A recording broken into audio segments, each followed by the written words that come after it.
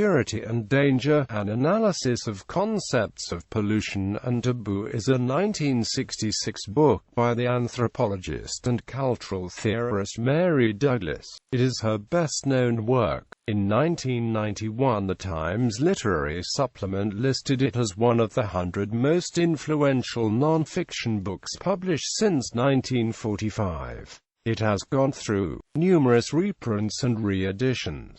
In 2003 a further edition was brought out as Volume 2 in Mary Douglas' collected works. Summary: the line of inquiry in Purity and Danger traces the words and meaning of dirt in different contexts. What is regarded as dirt in a given society is any matter considered out of place. She attempted to clarify the differences between the sacred, the clean and the unclean in different societies and times, but this does not entail judging religions as pessimistic or optimistic in their understanding of purity or dirt, e.g., as dirt affirming or otherwise. Through a complex and sophisticated reading of ritual, religion, and lifestyle, Douglas challenged Western ideas of pollution, making clear how the context and social history is essential. As an example of this approach, Douglas first proposed that the kosher laws were not, as many believe, either primitive health regulations or randomly chosen as tests of the Israelites' commitment to God. Instead, Douglas argued that the laws were about symbolic boundary maintenance. Prohibited foods were those that did not seem to fall neatly into any category. For example, pigs' place in the natural order was ambiguous because they shared the cloven hoof of the ungulates but did not chew cud. Later, in a 2002 preface to Purity and Danger, Douglas went on to retract this explanation of the kosher rules,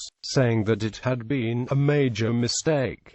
Instead, she proposed that the dietary laws intricately model the body and the altar upon one another. For instance, among land animals, Israelites were only allowed to eat animals that were also allowed to be sacrificed, animals that depend on herdsmen. Douglas concluded from this that animals that are abominable to eat are not in fact impure, but rather that it is abominable to harm them. Quote, she claimed that later interpreters had misunderstood this influence. The historian of late antiquity, Peter Brown, states that Purity and Danger was a major influence behind his important 1971 article The Rise and Function of the Holy Man in Late Antiquity, which is considered one of the bases for all future study of early Christian asceticism. In Powers of Horror, where Julia Kristeva elaborates her theory of objection, she recognizes the influence of Douglas's fundamental work,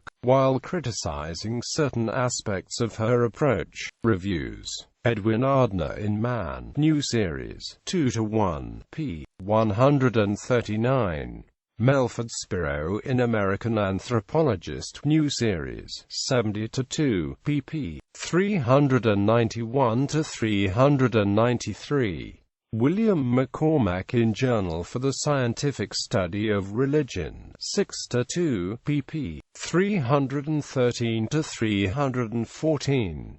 Joseph B. Tamney in Sociological Analysis, 28-1, pp. 56-57. Philip R. Kunz in Review of Religious Research, 10-2, pp. 114-115.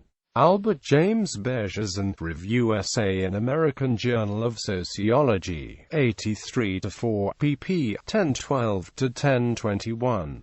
P.H. Gulliver in Bulletin of the School of Oriental and African Studies, 30-2, 50th Anniversary Volume, pp. 462-464.